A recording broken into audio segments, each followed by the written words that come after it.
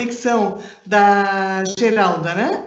Este é um problema que temos com a internet, que não é um facilitador em muitos momentos. Geralda, tu estás online ou não? Não. Então, vamos lá. Antes de mais nada, gostaria de registrar a importância da realização deste seminário do Nejusca, que para nós, da Universidade Federal de Santa Catarina, é um motivo de muita, muita alegria mesmo. Não restam dúvidas da importância do Estatuto da Criança e do Adolescente para o universo jurídico brasileiro. 30 anos se passaram, quantas conquistas, quantos avanços, e isso é inegável. Exatamente é isto que este seminário fará. Mostrará que as atuais pesquisas do Nejusca, que têm sido realizadas pelos meus mestrandos e orientandos do doutorado, são de extrema importância. E para dar início a este evento, nada melhor do que contarmos com a presença online do nosso amadíssimo Dr. Munir Kuri, um dos redatores do Estatuto da Criança e do Adolescente, que fará o seu registro nesta noite histórica. Lembro que alguns dias atrás, ao conversar com ele me dizia: pois a história da gestação do Estatuto da Criança e do Adolescente foi e é um movimento sagrado na minha vida. Então, doutor Munir Kuri, a palavra é sua, é o espaço do sagrado que o senhor nos dará. Muito obrigada e a palavra está com o senhor. Eu quero agradecer em primeiro lugar a professora Josiane, a quem eu tenho uma grande estima e respeito, e nos conhecemos de longas datas, sempre na luta pelos direitos da criança e do adolescente. Quero agradecer também a presença da Geralda, que é uma velha amiga, com quem nós convivemos em várias oportunidades também. Mas quero, em primeiro lugar, agradecer também a todos os presentes por este momento que nos foi dado pela história de podermos refletir em torno do nascimento desta lei tão importante para o nosso país, que é o Estatuto da Criança e do Adolescente. Lei essa que é a inspiradora dos trabalhos extremamente respeitados do Nejusca da Universidade Federal de Santa Catarina. Eu não poderia falar sobre a gestação do Estatuto da Criança e do Adolescente sem antes registrar que eu devo sempre prestar uma homenagem muito sincera, muito gratificante, muito sem dimensões ao Ministério Público do Estado de São Paulo. Porque foi graças ao Ministério Público do Estado de São Paulo, instituição a que eu pertenci na ocasião, e hoje sou aposentado, foi graças ao Ministério Público que abriu as suas portas a juízes, promotores, procuradores, advogados e a população de uma forma geral, para podermos discutir como seria a futura lei relacionada a crianças e adolescentes. Na verdade, o Estatuto da Criança e do Adolescente surgiu numa primeira experiência que eu tive na minha comarca, até então, de primeira entrância no Estado de São Paulo, no interior, no litoral do Estado de São Paulo.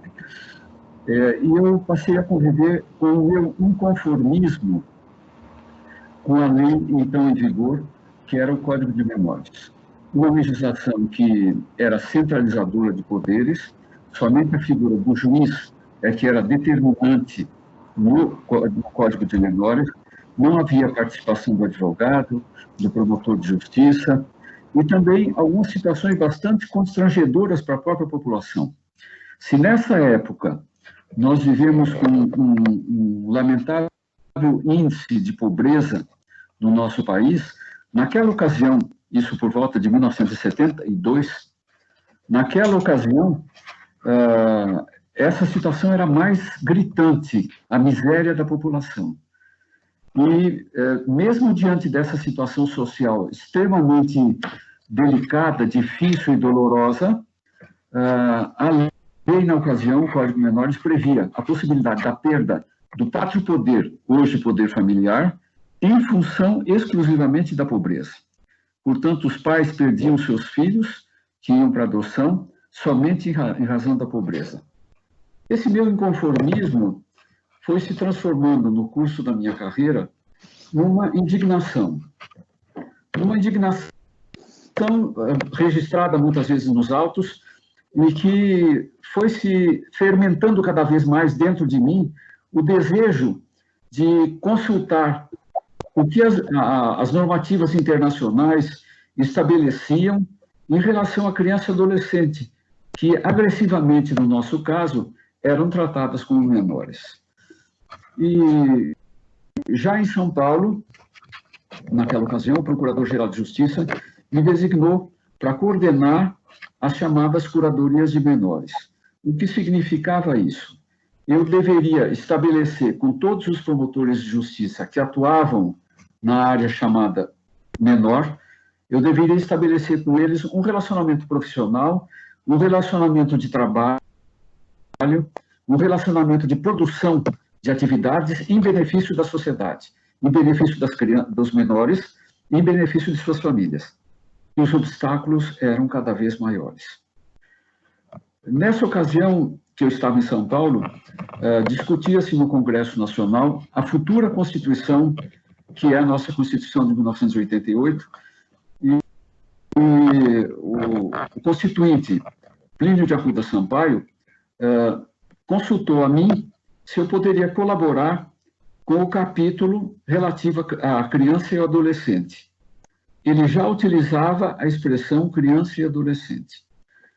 E eu acolhi a ideia e, junto com 2 promotores que trabalhavam comigo na ocasião, nós redigimos a nossa proposta.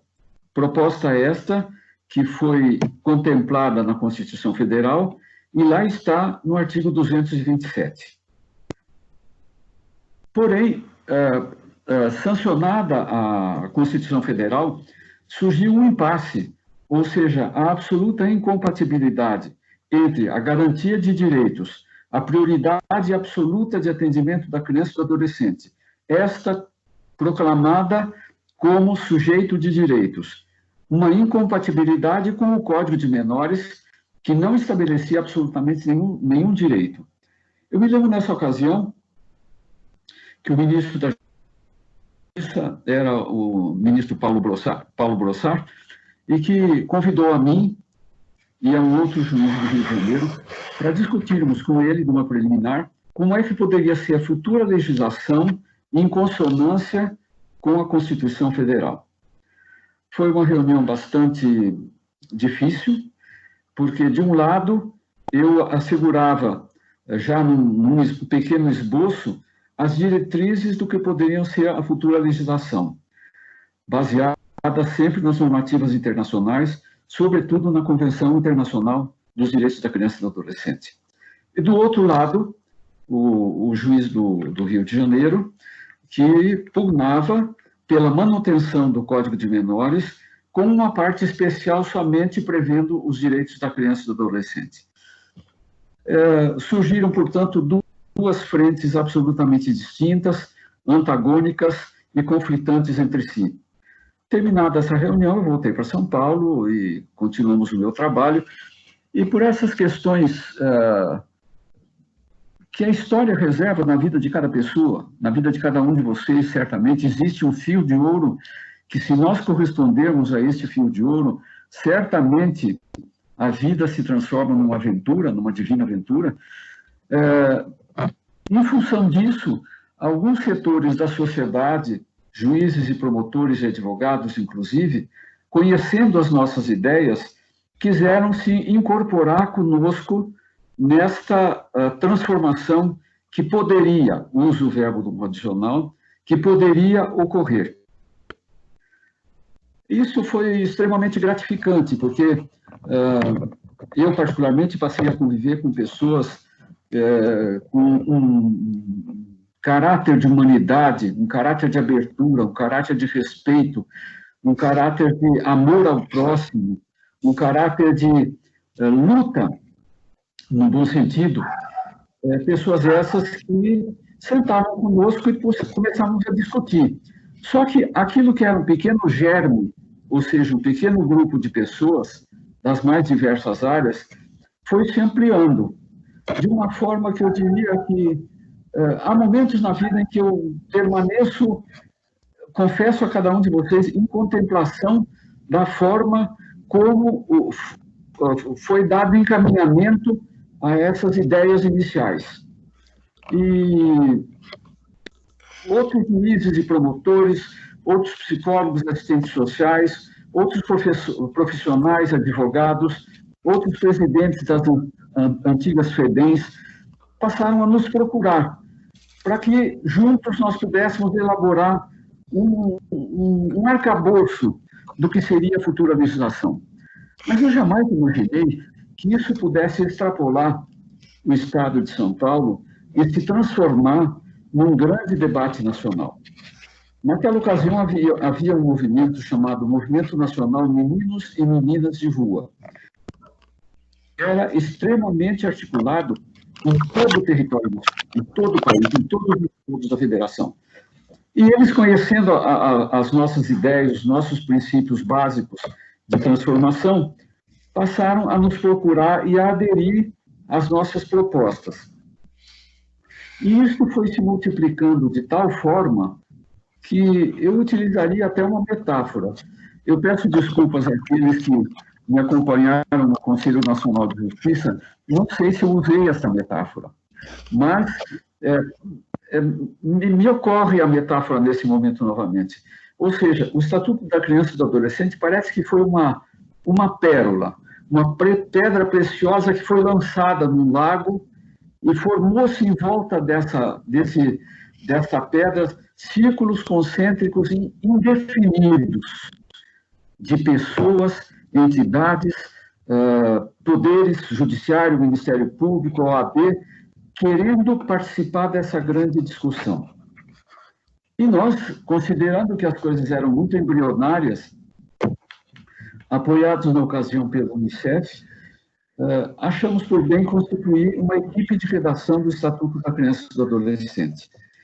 Essa equipe de redação se reunia na minha sala do Ministério Público, onde nós colhíamos todas as sugestões que vinham.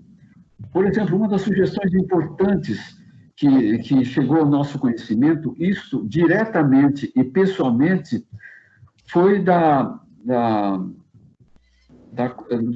do Conselho Nacional de Pediatria, se não me engano, o Conselho Nacional de Pediatria, que procurava indicar todos os pontos que a futura legislação deveria prever na questão do direito à saúde.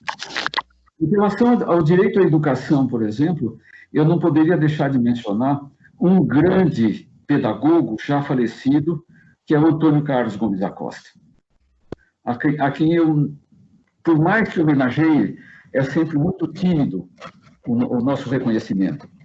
Então, todos eles confluíam para um centro, onde nós muitas vezes procurávamos transformar as propostas do povo, muitas vezes vindas dos meninos e meninas de rua, com uma linguagem infanto-juvenil, procurávamos transformar num estilo de legislação. E isso foi uma coisa que eu acho que foi misterioso, todo o andamento dessa discussão. Não bastassem as vindas dessas sugestões, eu particularmente recebi muitos convites para estar em vários estados discutindo o Estatuto da Criança e do Adolescente. Um dos estados que mais me chamaram a atenção foi o estado do Amazonas. O estado do Amazonas, porque ali, junto com a Procuradoria-Geral de Justiça e com os promotores locais e alguns juízes, nós procuramos aprofundar a forma como esses direitos poderiam ser contemplados pelas crianças indígenas. Então, a nossa sensibilidade era de tal forma refinada que nós nos debruçávamos aos últimos dos últimos da sociedade. E assim nós fomos caminhando. Eu fiz muitas viagens, discuti em todos os níveis, com secretarias de educação, com tribunais de justiça, com presidentes de FEBEMs na ocasião, discutindo que nós precisávamos arejar as medidas socioeducativas. E aqui eu não posso deixar de mencionar também uma grande contribuição que nós tivemos de uma profissional brasileira que residia na França e com quem eu mantive contato para saber como é que a legislação francesa contemplava as medidas socioeducativas. E dela nós recebemos o contributo da prestação de serviços à comunidade, que, se bem aplicada, é um dos patamares para obstar o crescimento da espiral da criminalidade. Enfim, nós discutimos em todos os níveis, como eu disse aos senhores, e eu pude observar que aquilo que nós tínhamos como curadores de menores, nós ultrapassávamos esta taxonomia, essa nomenclatura, para transformar esses homens em heróis das crianças e dos adolescentes. Eu me lembro que, em certa ocasião, nós fizemos o primeiro encontro de curadores de menores do Brasil, no estado de São Paulo. Tivemos muito apoio para poder congregar membros do Ministério Público de todos os estados. Foi uma discussão ampla e talvez a professora Josiane e a Geralda se recordam que, naquela ocasião, havia uma exposição de fotografias de um fotógrafo, eu não me lembro o nome, mas que ele flagrou uma criança negra, são as nossas crianças brasileiras, dormindo nos braços de uma estátua. E aquela fotografia foi o emblema da discussão do Estatuto da Criança em todo o território nacional. Eu tenho arquivado o nome desse fotógrafo, mas peço desculpas a vocês se eu não o mencionei agora. É uma falha da minha parte, mas eu peço desculpas. Então, os contributos vinham das mais diversas áreas. Quando nós apresentamos a proposta deste projeto de lei ao Senado Federal, surgiu uma grande discussão, que para mim, pessoalmente, foi um momento de uma experiência pessoal muito profunda, muito íntima e muito, eu diria até construtiva. Porque à medida que nós insistíamos na mudança, que nós lutávamos pela mudança, que nós pugnávamos para que direitos fossem reconhecidos pela futura legislação, ao mesmo tempo vinha uma voragem de apoiadores do Código de Menores. E em vários encontros que tivemos, inclusive a convite do próprio Senado Federal, em audiências públicas, foram momentos de grande conflito em que os mantenedores do Estatuto, do Código de Menores, procuravam estabelecer um clima de guerra, de conflito, de luta quase que armada pelas palavras. Mas eu assegurava direitos de uma forma pacífica, firme, segura, clara, objetiva para a nossa população infanto-juvenil. E esse processo foi convencendo senadores, deputados federais, de forma que o projeto de lei teve o seu encaminhamento, teve a sua discussão e acabou, como sabemos, sendo aprovado, sancionado pelo presidente da República, na ocasião, Collor de Mello. As mudanças aí estão. É como eu disse há pouco para a Geralda, e digo agora para a professora Josiane, naquela ocasião, nas várias décadas do milênio passado, foi a minha vez. A minha vez de construir, pedra por pedra, palavra por palavra, o Estatuto da Criança e do Adolescente. Agora é a hora e a vez da professora Josiane, da Geralda e de todos vocês que estão me ouvindo. Porque a aplicabilidade do Estatuto da Criança e do Adolescente passa por pessoas que tenham a coragem de enfrentar um grande desafio. Esse grande desafio, e utilizo uma outra metáfora, que não é minha, uma outra metáfora, que é a da semente que é lançada num terreno. O Estatuto da Criança e do Adolescente foi lançado num terreno fértil.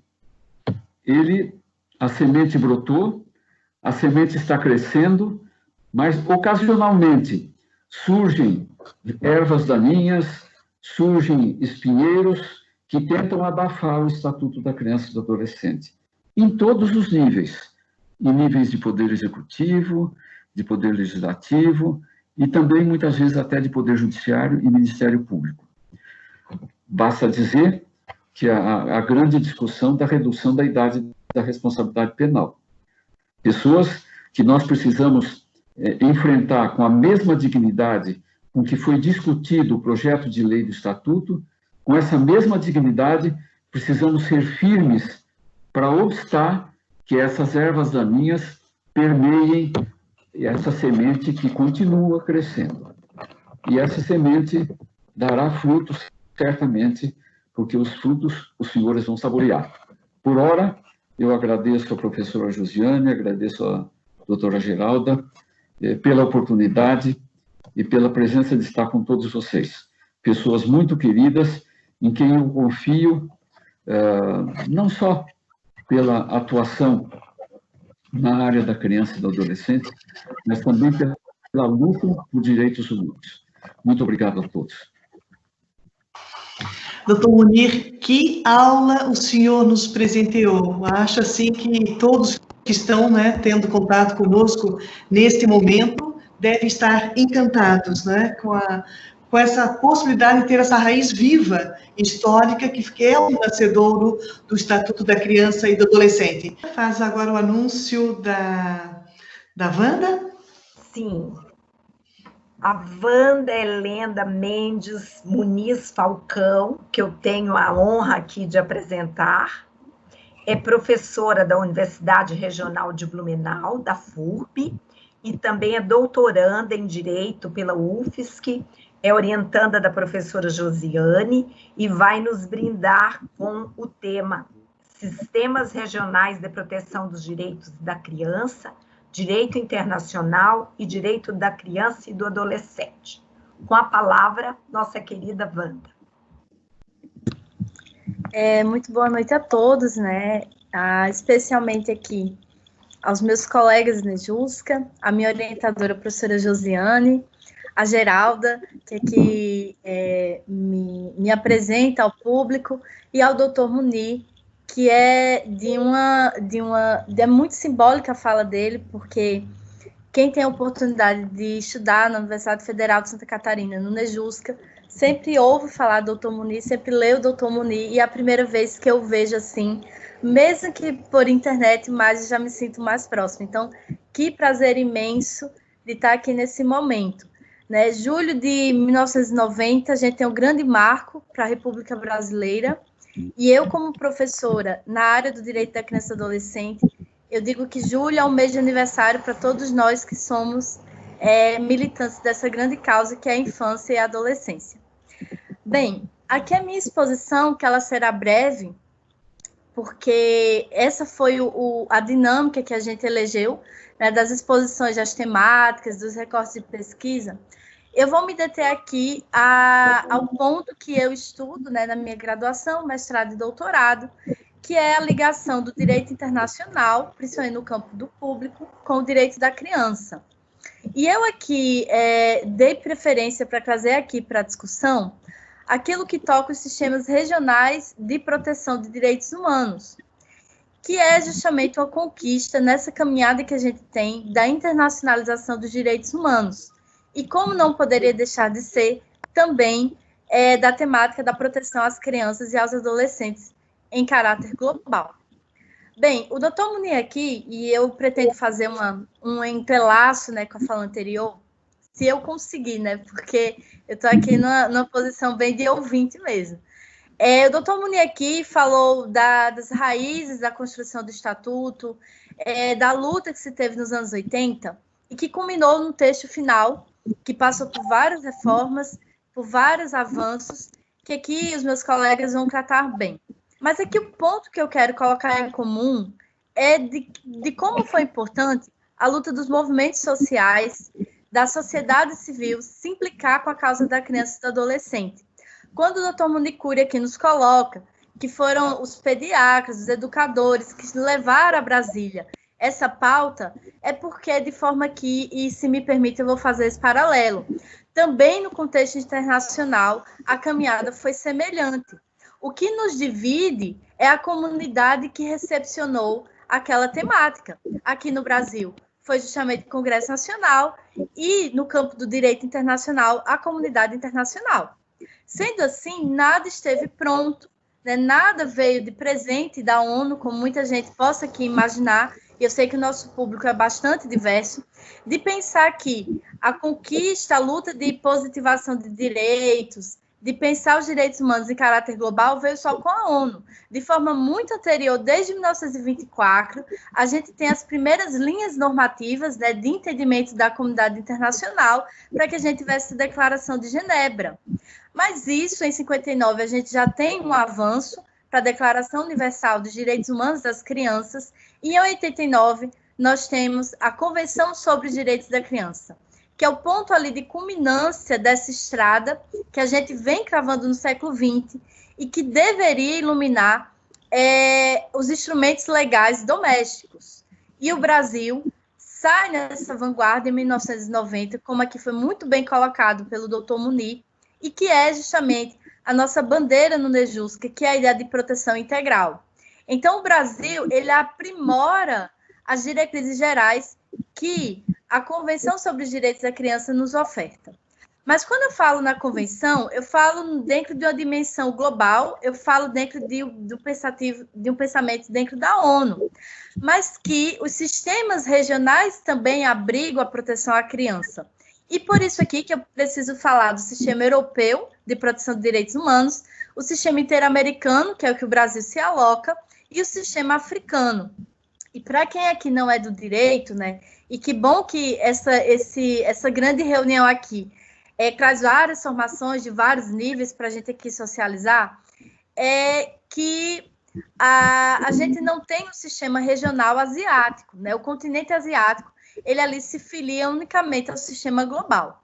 Bem, quando a gente tem essa caminhada do século XX, de entendimento que a pauta da infância, ela deve ser dentro da dimensão global, o Brasil ali, novamente, ele se filia ao sistema interamericano e que, diferente desse caráter mais amplo que a gente tem na ONU, você vai ter ali questões peculiares das Américas, especialmente as nossas máculas, as nossas construções históricas na América Latina.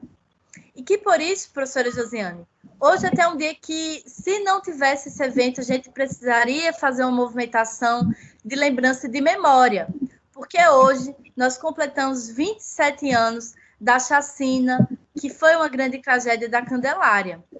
E isso tem tudo a ver com o que é que a gente vai discutir nessa noite, amanhã também, e o que é que eu quero trazer da pauta internacional.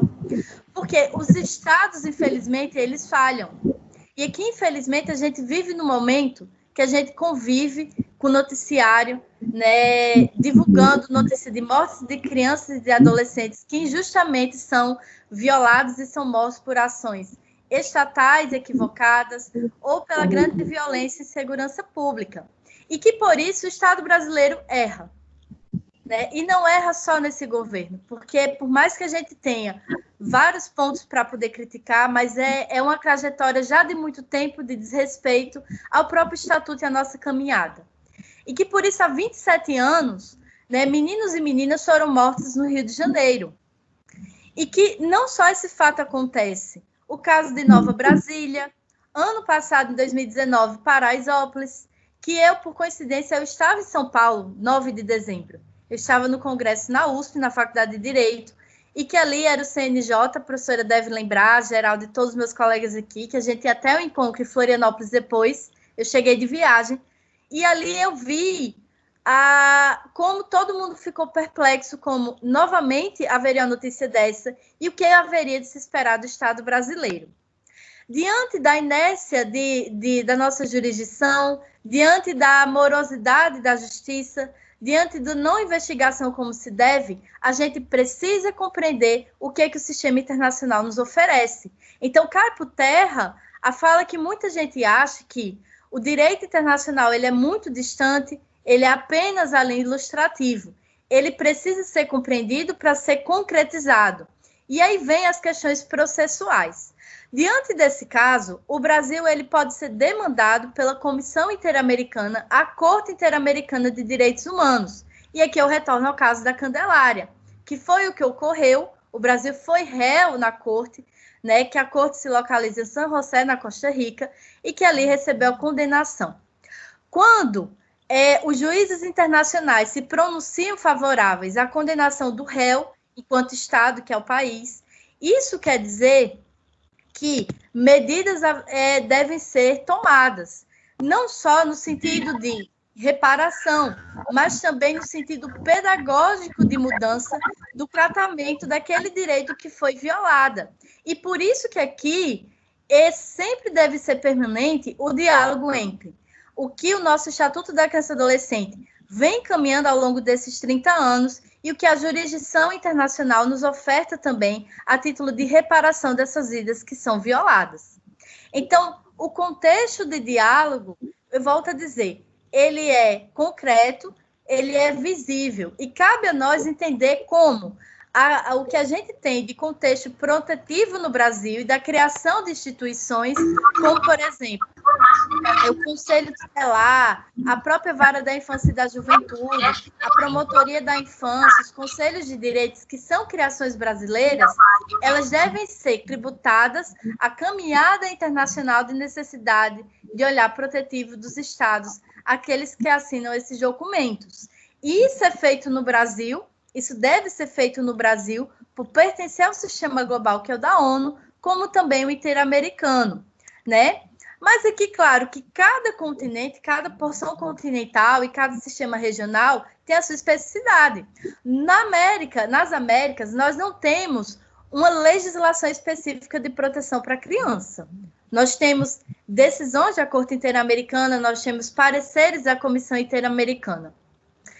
No sistema europeu, nós também não temos uma legislação uniforme de proteção às crianças. Então, da mesma forma, a gente tem ali uma caminhada da própria jurisdição, em stricto sensu. Já no sistema africano, nós temos sim uma legislação específica, que é a Carta do Bem-Estar da Criança Africana.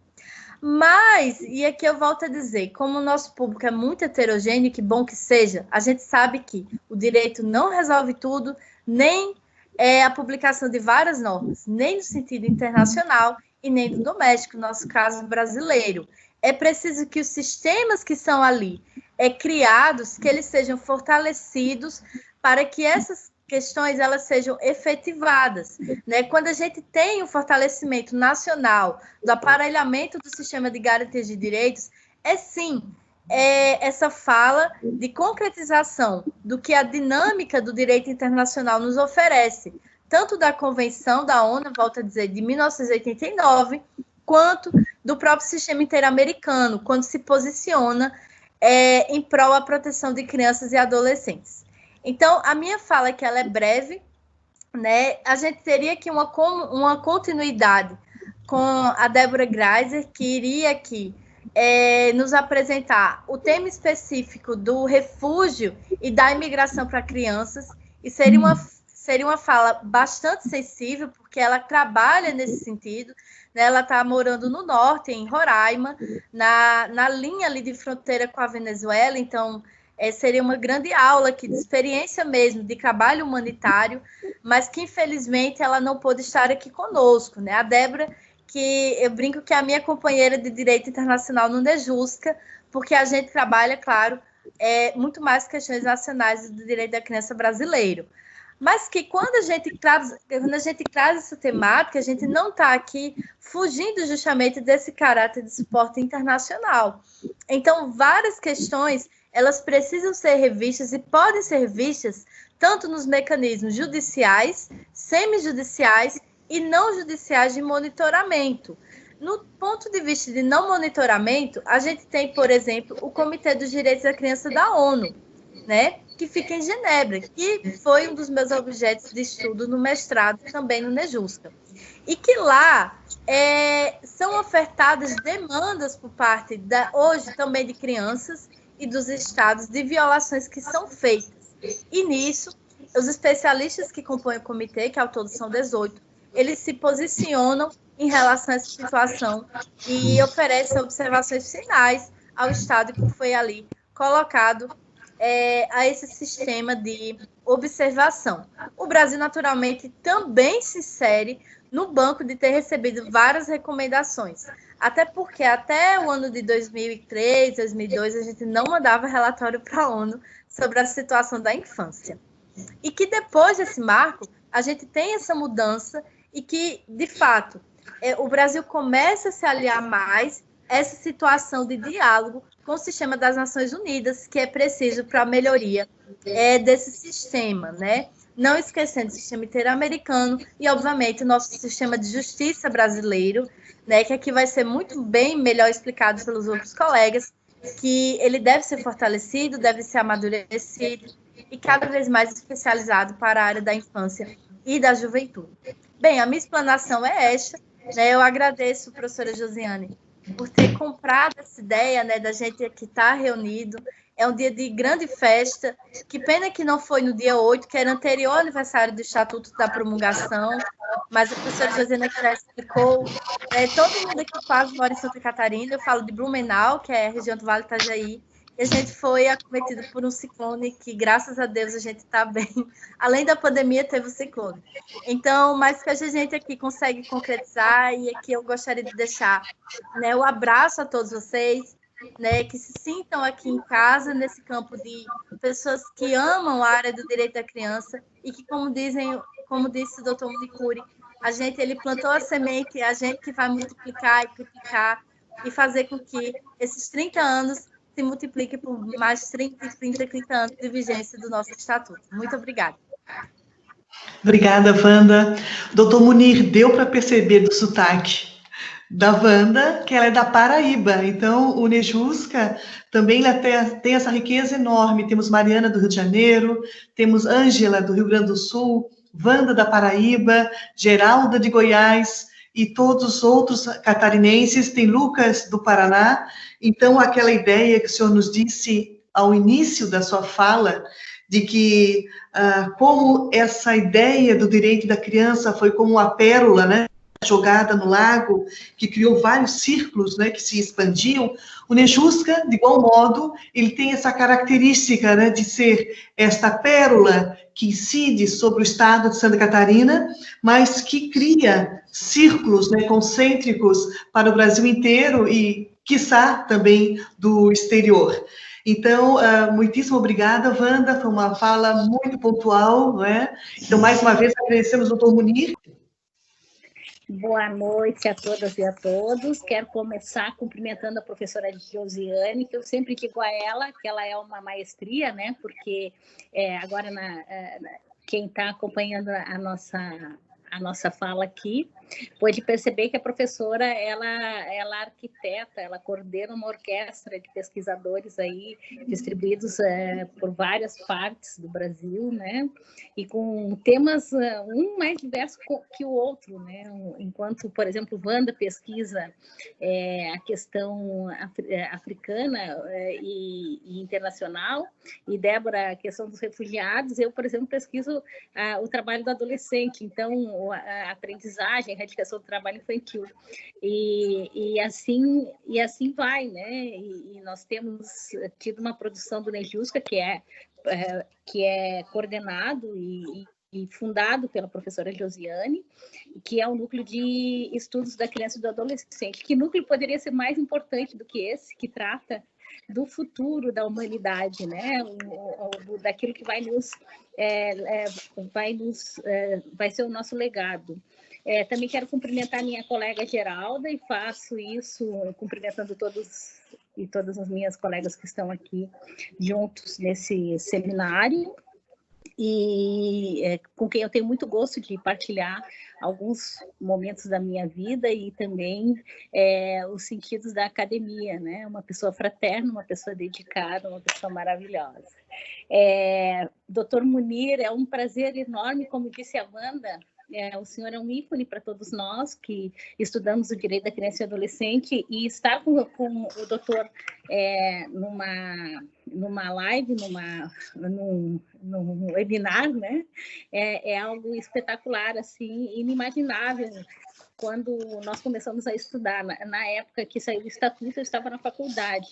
E na sua fala, eu fiquei lembrando de Florestan Fernandes, né? Quando o doutor diz que está passando a tocha, incumbindo aí a professora Josiane e a Geralda dessa nobre tarefa, eu lembrei de Florestan Fernandes, que quando eu fui conhecer a escola de Florestan Fernandes, eu soube que ele dizia assim aos alunos, né? Teve um grupo de alunos que foi procurar ele e disse: professor, queremos fundar uma escola e tal. Ele disse: olha, se for para fazer igual ao que eu fiz, não façam, porque isso eu já fiz. Vocês agora têm que fazer melhor do que aquilo que eu fiz, né? Então, acho que o doutor deixa uma incumbência e uma tarefa árdua aí a todos nós. É incrível que em 2020 a gente ainda esteja discutindo questões tão elementares como a questão relativa aos direitos da criança e do adolescente, e que tem uma urgência absoluta, porque são questões que, se não forem atendidas agora, elas se perdem no tempo, né? E isso é muito latente na área trabalhista, quando a gente vai pensar na questão da aprendizagem. E a aprendizagem do adolescente, ela está intimamente ligada com a questão da erradicação do trabalho infantil. Nós temos no Brasil hoje mais de 1 milhão de crianças em trabalho infantil, num trabalho de exploração. A criança, quando ela está trabalhando, diferentemente do que se poderia supor, é melhor, e essa é uma frase que se ouve com muita recorrência, né? É melhor a criança estar trabalhando do que estar na rua, é melhor a criança estar trabalhando do que estar roubando, como se só houvesse esses dois caminhos, ou ela está trabalhando ou ela está roubando, e não é essa construção de um mundo mais justo, né?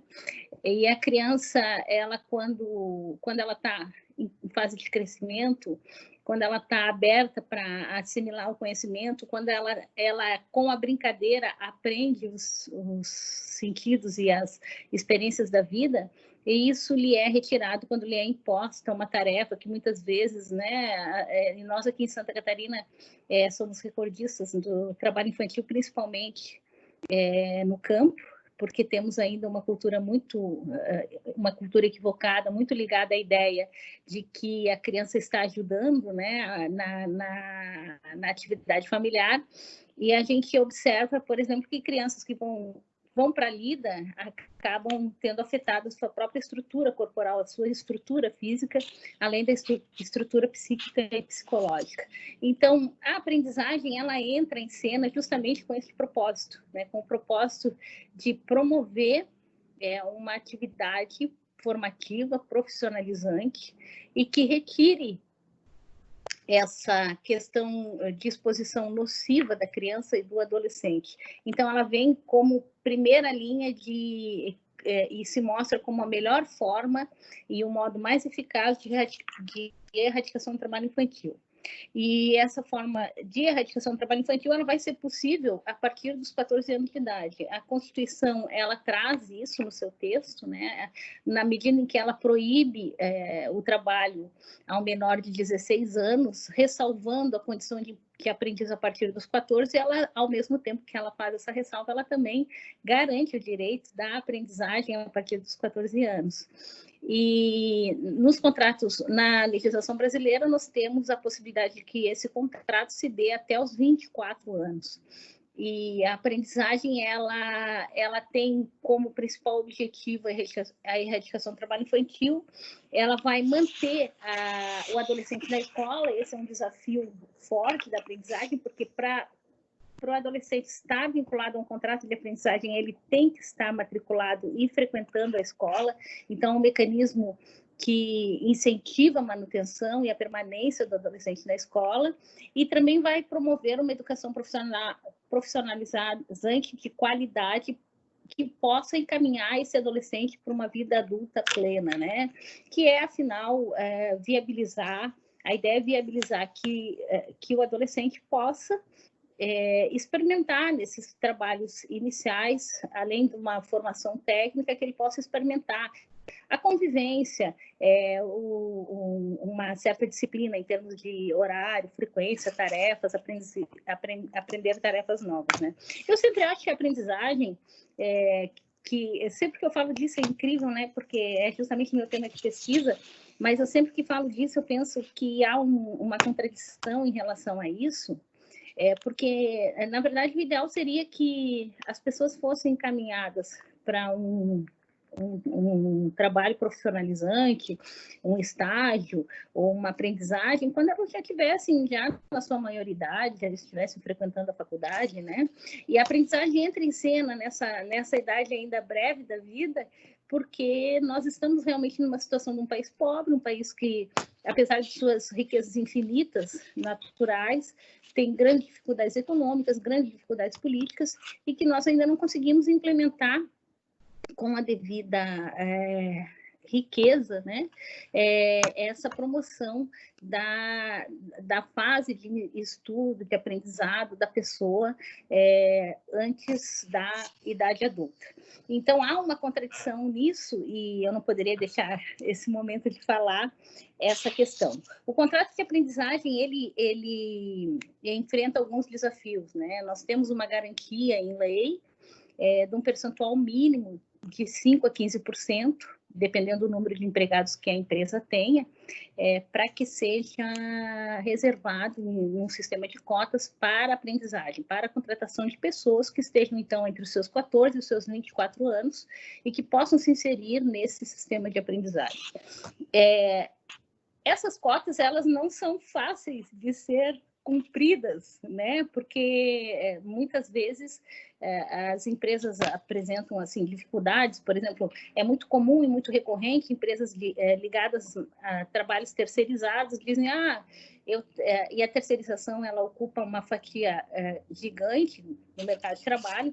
Então, uma das teses que muito recorrentemente chega à Justiça do Trabalho é que a empresa, eu tenho empregados fatiados, fracionados, e o contratante não admite que eu apresente aprendizes, né, que eu utilize aprendizes, né, e etc.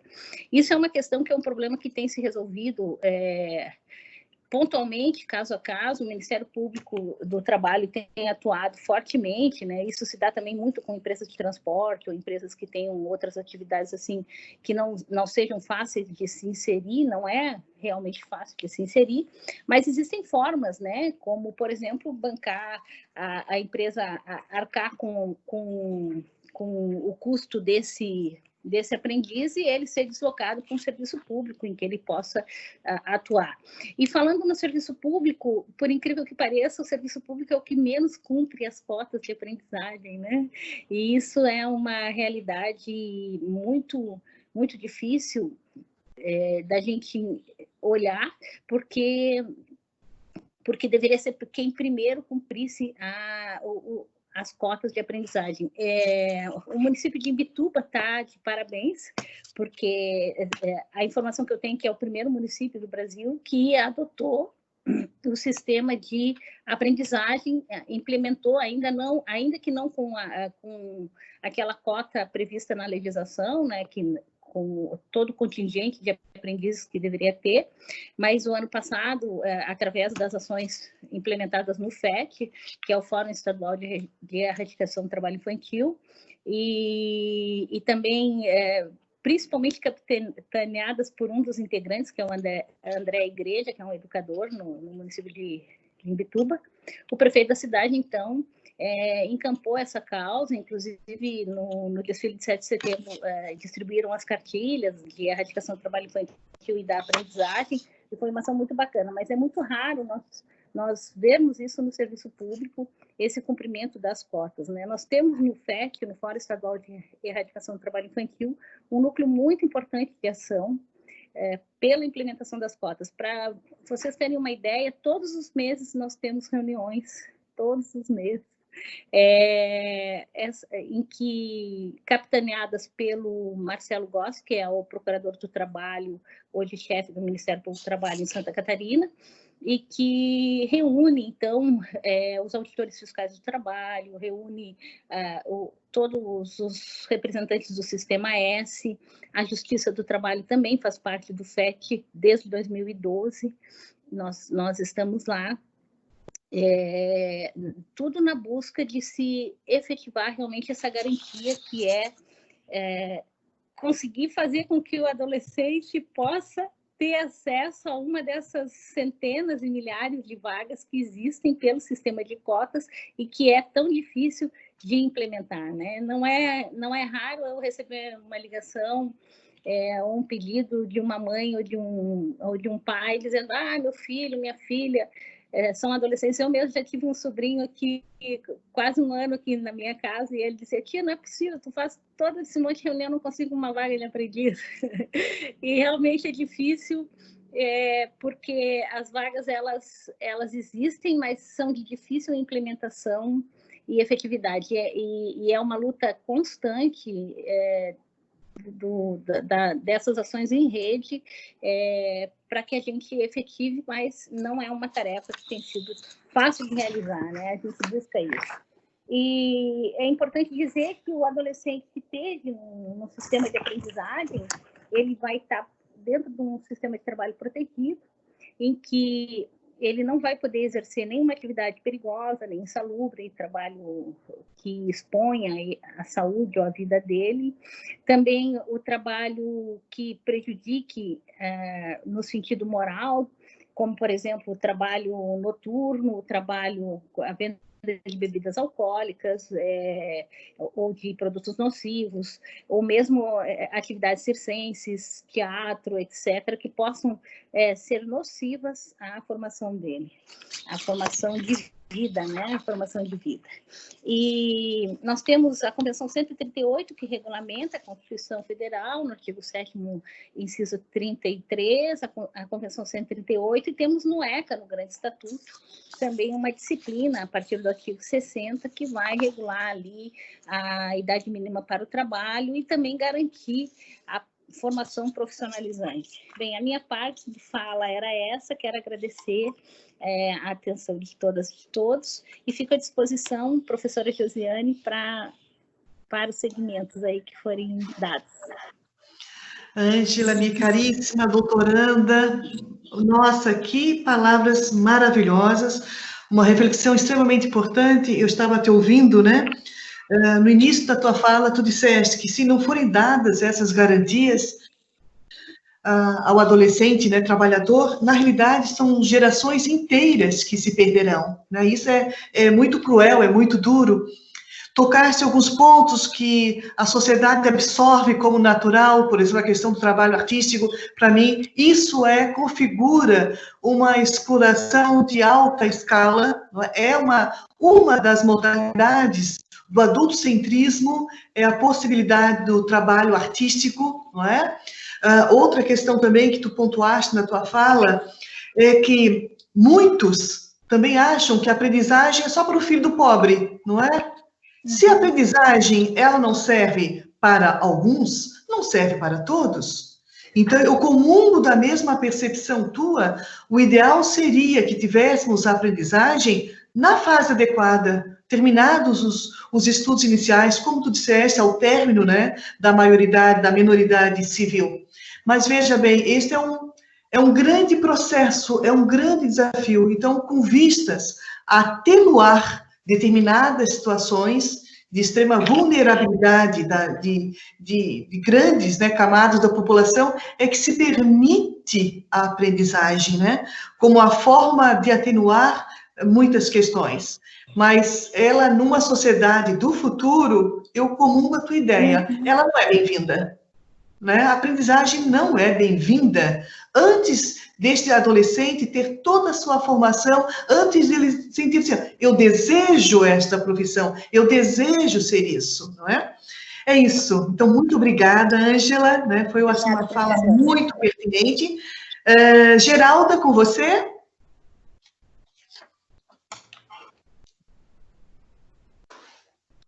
Geralda? Sim, sim. Agora nós vamos ter ali, em homenagem a essa aula magistral aí do Dr. Munir, Nós temos ali a imagem da Mãe de Pedra, não é? É uma foto ícone, e nós não descobrimos aqui até agora o autor da foto. Aí eu vou deixar essa tarefa com o doutor Munir, mas acho que com mais calma a gente acaba descobrindo. Está aí, é belíssima, não é? Um presente para nós todos. Todos, em especial, né, o doutor Munir Kuri, que é uma referência para todos aqueles que estudam o direito da criança e do adolescente, e também a nossa querida professora Josiane, né, que, como disse a Ângela, nos conduz nesses estudos tão lindos sobre a infância e a juventude. Bom, o meu tema de pesquisa no mestrado aborda a justiça da criança e do adolescente. Eu utilizo essa terminologia em vez de vara da infância e da juventude em razão da terminologia que as professoras Josiane e Ellen utilizam nesse livro aqui. Bom, como eu não vou poder abordar tudo sobre a competência da justiça da criança e do adolescente, eu pensei em trazer aquilo que mais me chama atenção quando se compara o Código de Menores e o nosso Estatuto da Criança e do Adolescente. Pois bem, quando vamos estudar o Código de Menores, lá no artigo 88, nós percebemos que a competência era voltada somente a questões referentes ao menor em situação irregular, que era lá denominado no artigo 2º do Código de Menores, quais eram essas situações irregulares. Então, era um código e a competência, por sua vez, do juiz de menores, era voltada realmente só àquela pessoa com menos de 21 anos à época, né? Porque até tem a questão da maioridade civil, que abordava apenas a situação do conflito com a lei, a adoção, mas somente a adoção desse menor em situação irregular, e assim por diante. O Estatuto da Criança e do Adolescente rompe com isso, ele traz outras competências ao juiz da infância e da juventude, e são competências exclusivamente jurisdicionais, porque na lei antiga, no Código de Menores, o juiz, como o Dr. Munir Kuri muito bem falou no início, ele tinha várias atribuições, várias competências que fugiam da questão jurisdicional. Ele tinha uma atuação que hoje muito pertence ou aos conselhos tutelares ou ao próprio Ministério Público. E hoje, além de, claro, a justiça da criança e do adolescente, ela abordar não só a questão da apuração do ato infracional, ela também vai analisar casos de adoção, em todos os casos, também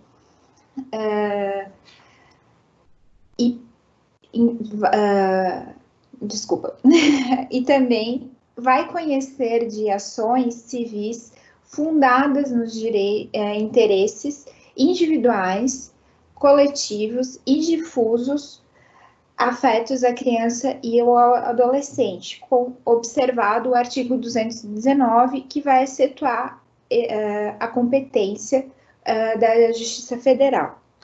Pois bem, essa é a parte que me chama mais atenção na relação da competência da Justiça da Criança e do Adolescente.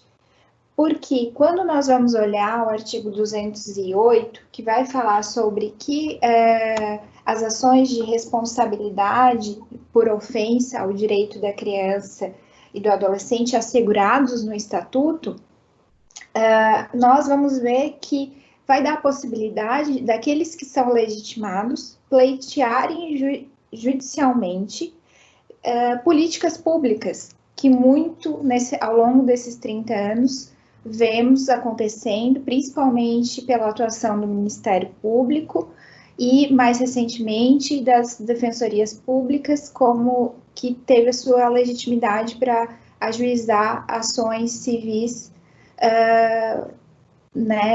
seja elas afetas à infância ou às outras áreas. Pois bem, então, nesse momento a gente vê a grandeza da justiça da criança e do adolescente, porque através dela a gente não vai analisar somente casos específicos, pontuais de vidas, né, de crianças e adolescentes, mas também nós verificaremos e poderemos discutir, através de ações, a reforma de escolas, número adequado de professores, também a questão do ensalamento, que na volta às aulas presenciais será muito importante, né?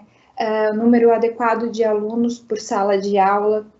Também teremos as questões de saúde pública e, infelizmente, e tantas outras. Mas, infelizmente, durante as minhas pesquisas de mestrado, que é justamente verificar como o Tribunal de Santa Catarina, o STJ e o STF vem julgando, vem decidindo sobre a questão da competência da Justiça da Criança e do Adolescente, se percebe, principalmente no Tribunal aqui de Justiça, que voltamos a velhas discussões, que eram já tratadas lá pela professora Josiane na sua tese de doutorado, que depois virou a publicação de um livro em 1997, que é a questão do conflito de competência entre a vara da criança e do adolescente e a vara da fazenda ou o juizado da fazenda, né? Então, atualmente, infelizmente, como já falei, nós percebemos isso. Juízes, mesmo os da infância, declinando a competência em ações tanto individuais quanto coletivas ou de direitos difusos para as varas da fazenda ou, dependendo do valor, né, da causa, para o juizado da fazenda. E o que isso nos demonstra? Isso é bastante sintomático. Quem se está querendo defender nesse momento, quando você manda, declina a competência para a vara da fazenda ou para o juizado, você tem uma preocupação muito com o Estado, pouco com as crianças e adolescentes cujo direito está sendo tutelado naquela ação. Então, essa é uma questão que nós, como atores do direito, devemos observar no nosso cotidiano e, felizmente, pelo menos o Tribunal Catarinense tem decidido em segunda instância pela competência da Justiça da Criança e do Adolescente.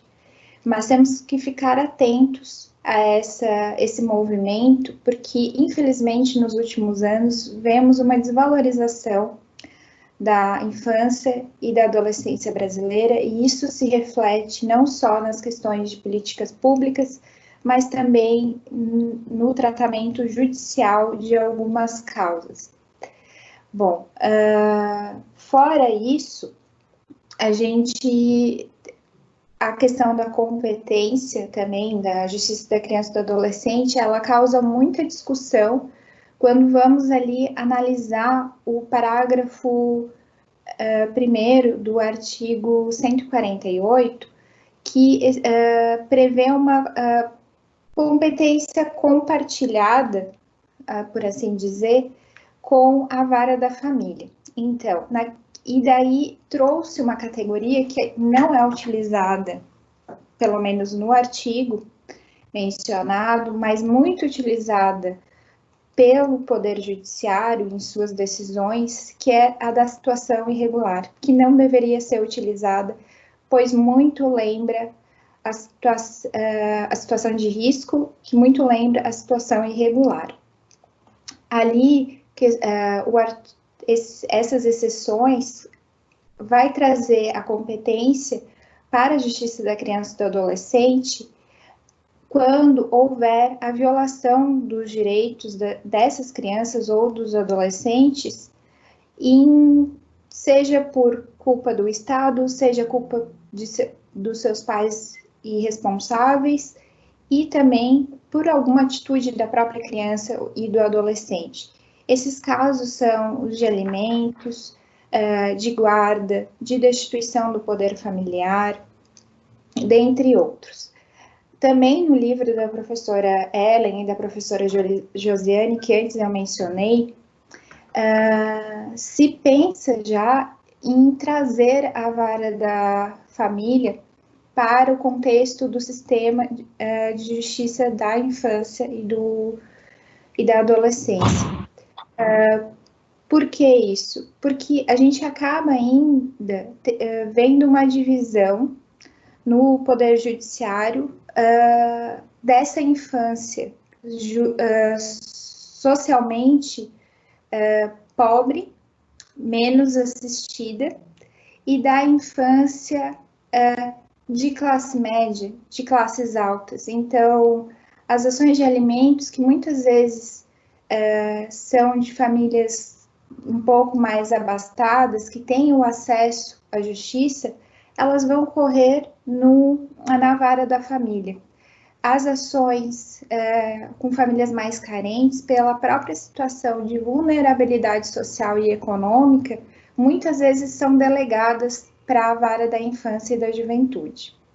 Então, nós precisamos, de algum modo, começar a discutir essa divisão que foi mantida, né, no Estatuto da Criança e do Adolescente. Poderia ter, naquela oportunidade, se pensado em algo, como alguns autores apontam, e essa é uma discussão, né, que eu vou me aprofundando nos estudos, e convido vocês que estão me ouvindo e assistindo a também pensarem, e também, se são atores jurídicos, trazerem para o seu dia a dia, e aqueles que não são, que possam também compreender essa questão, porque o sistema de justiça atua juntamente, de forma integrada, com o sistema de garantias, né, no qual se encontra o Conselho Tutelar, assistência social do município, o Conselho Municipal de Direitos e tantos outros.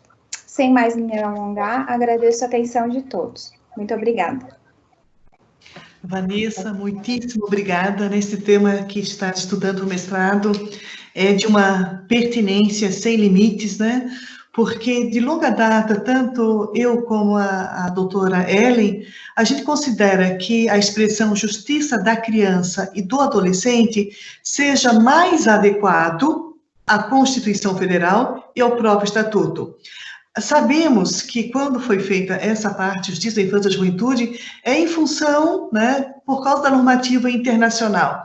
Mas eu nunca me conformei com esse fato, porque, na realidade, se a gente fosse tomar como correta a categoria juventude, teria que abarcar todos os direitos dos jovens. E veja aquilo que sabemos que o jovem vai até os 28 anos, então, para ter uma cronologia correta, a justiça chamada, né, tecnicamente por Justiça da Infância e da Juventude, deveria ser, sim, Justiça da Criança e do Adolescente, porque vai até os 18 anos de idade. E outras competências são de outras justiças também especializadas, né? Então, muitíssimo obrigada, Vanessa, certo? E agora passaremos para um momento muito rico, que são as perguntas. Vamos aproveitar ao máximo a presença do Dr. Munir aqui conosco nessa noite para, aspas, explorar positivamente, se ele nos permitir. Geralda, é com você. Sim. A minha pergunta é dirigida ao Dr. Munir, e com essa pergunta eu faço uma homenagem também ao trabalho da professora Josiane, que recentemente palestrou sobre esse tema. E aí, doutor Munir, eu gostaria de saber a opinião do senhor sobre as câmeras especializadas nos tribunais, voltada à matéria, não é? Da criança e do adolescente. Qual é a sua opinião sobre isso? O senhor poderia sugerir, assim, algo como o senhor fez com o Estatuto 30 anos atrás? É esta a minha consideração e a minha pergunta para o senhor.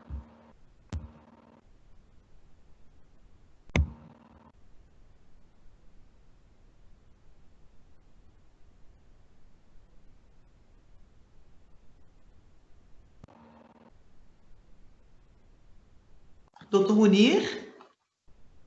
Alô? Doutor Munir? Sim, e agora? Sim. Opa, agora sim. O senhor entendeu a pergunta da Geralda? Doutor Munir?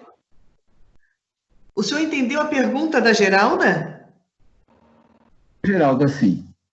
Vocês estão Sim, me ouvindo entendeu a agora? pergunta? Sim, agora sim. Isso, perfeito.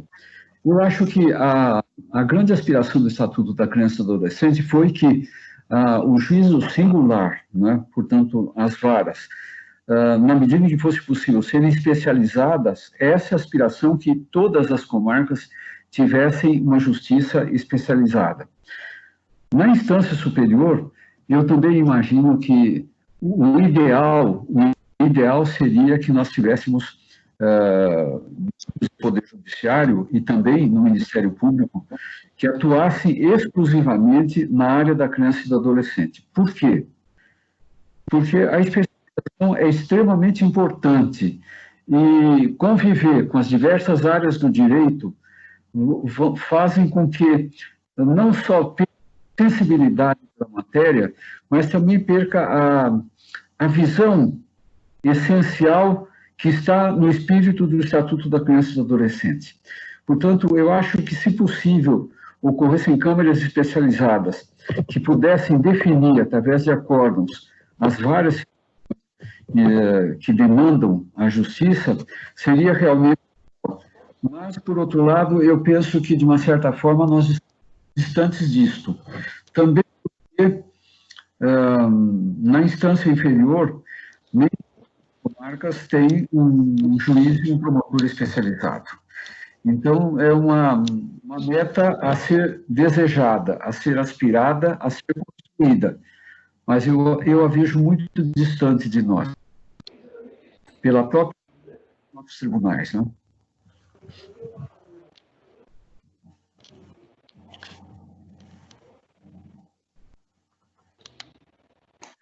Temos mais uma pergunta? Lucas? Boa noite. Eu recebi aqui pelo WhatsApp. Antes de ler a pergunta, eu só queria compartilhar aqui na tela e agradecer. A gente recebeu aqui a contribuição da Gabriela e da Shirley, que estão acompanhando o evento, né? Então, elas passaram crédito aqui do fotógrafo para nós, né? O fotógrafo é o Luciano Andrade e está disponível na obra do Gilberto de Menstein, Cidadão de Papel, aquele livrinho fininho e muito bom que a gente lê no começo da faculdade. Deixa eu tirar a tela aqui. Muito obrigado. Muito obrigado. Doutor Munir. Essa aqui era para Ângela. Vamos lá. Doutor Munir, pergunta da Mariana. Após a publicação do Estatuto da Criança e do Adolescente, nós tivemos muitas outras leis ordinárias que modificaram, alterando e adicionando novos dispositivos, a exemplo da nova Lei de Adoção de 2017 e também o Marco Legal da Primeira Infância. Nesse sentido, como o senhor percebe ao longo desses anos o Poder Legislativo? Há uma maior abertura aos temas inerentes à infância quando comparamos ao momento da redação do Estatuto? Não. Nós tivemos o privilégio de conviver com o Parlamento brasileiro, onde existiam frentes parlamentares pelos direitos da criança e do adolescente. E hoje eu acho que nós podemos oferecer subsídio aos parlamentares, mas eu acho que não existe mais, infelizmente, não existe mais aquela abertura, aquele acolhimento necessário às propostas que sejam apresentadas. Por exemplo, o grande risco que eu mencionei há pouco, né, da redução da idade da responsabilidade penal, eu acho que, embora hajam tendências de ambos os lados, eu acho que profissionais que têm argumentos convincentes deveriam ser convidados, assim como foram convidados para discutir a ideia do Estatuto da Criança e do Adolescente, esses mesmos profissionais, entre os quais eu destaco a doutora Josiane, a doutora Geralda, a doutora Ellen, né, convidados para oferecer subsídios a esses projetos de lei ou essas discussões que se estabelecem. Mas, sintetizando, eu acho que no momento, ou há muitos anos, não existe mais a abertura e a sensibilidade do Congresso Nacional para a discussão desses importantes temas nacionais. Perfeito. Uma segunda pergunta, doutor Munir,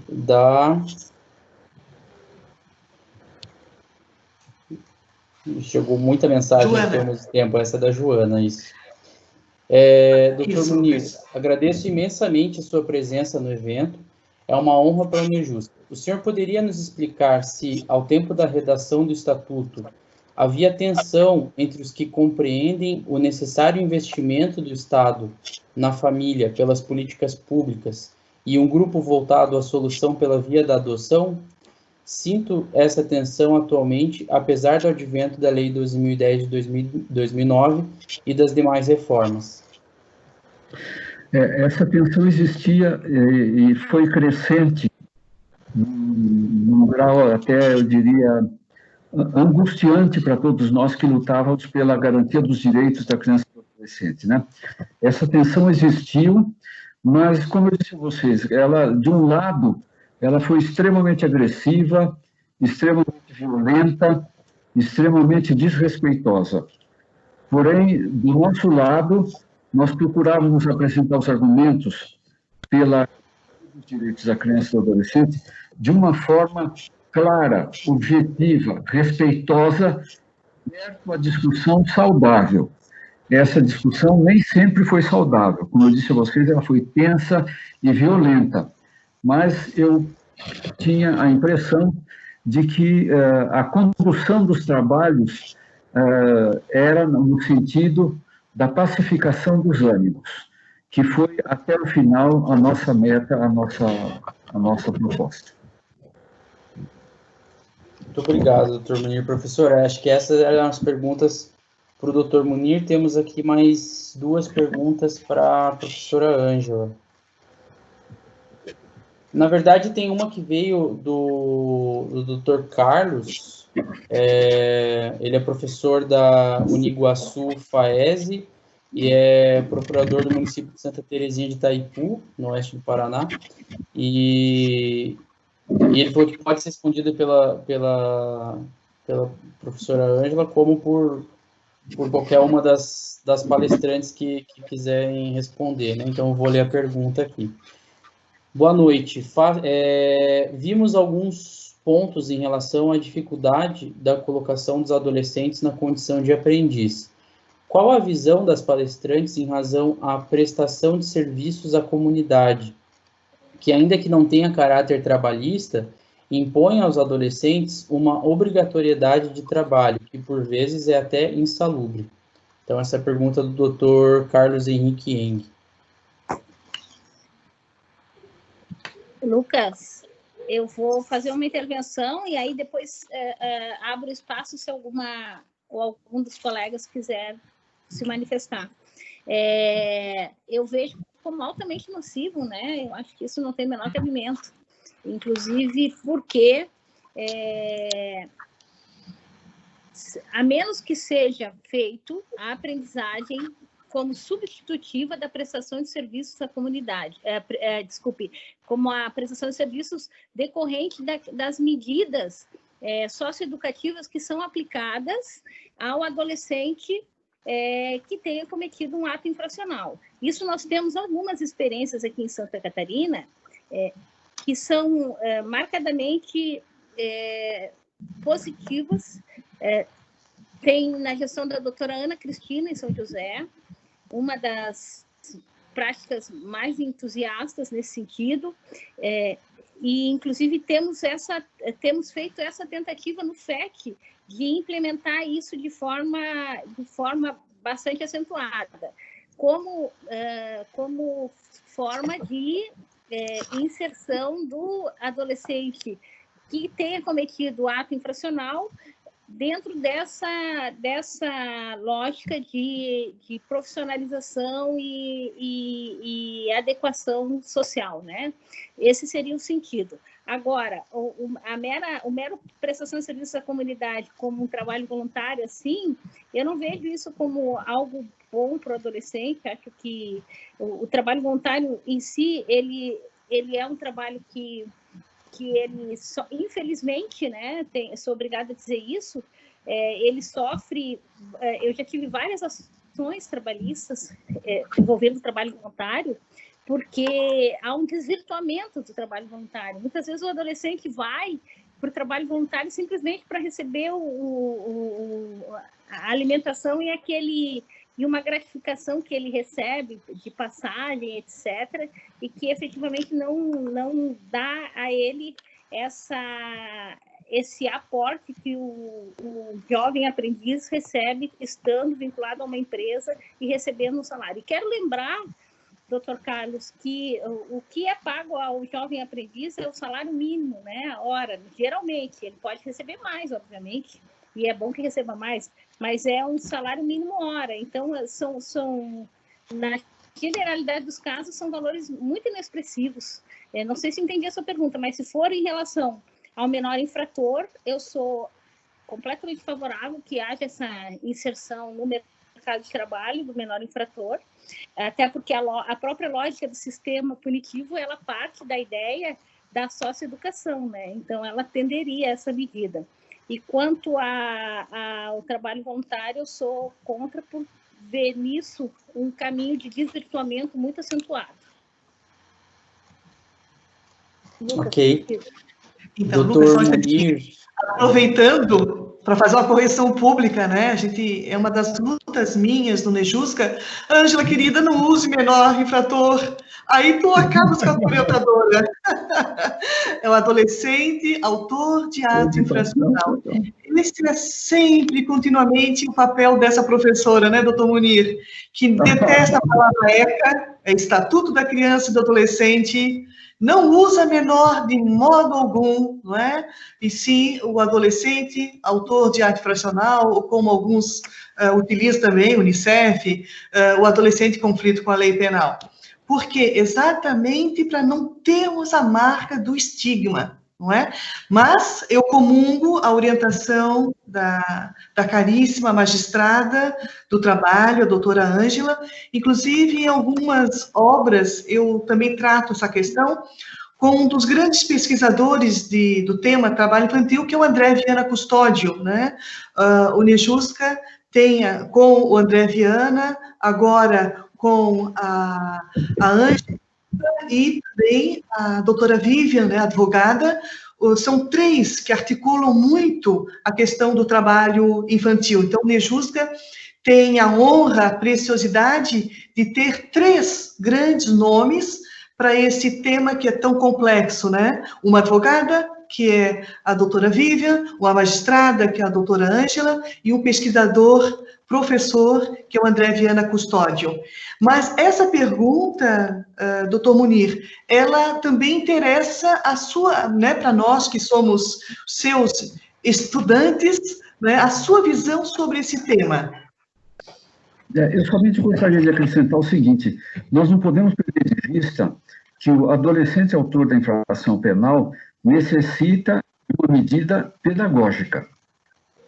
Não podemos confundir com qualquer outra filigrana, porque a prestação de serviço à comunidade tem como característica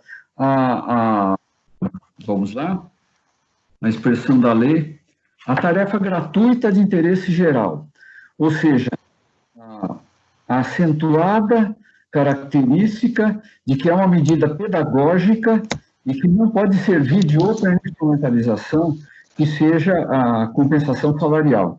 Eu acho que a tônica forte de todas as medidas socioeducativas, a tônica forte portanto, também da prestação de serviço à comunidade, é o caráter pedagógico, que prevalece sobre todos os outros demais interesses. Perfeito. Perfeito. Me veio à mente, enquanto o Dr. Munir falava, me veio à mente um documentário muito antigo que tem disponível no YouTube, só tem em inglês, no idioma original, chama Burning Bridges, né? Seria o Queimando Pontes, de adolescentes que colocaram fogo em uma ponte que era um monumento histórico no interior dos Estados Unidos.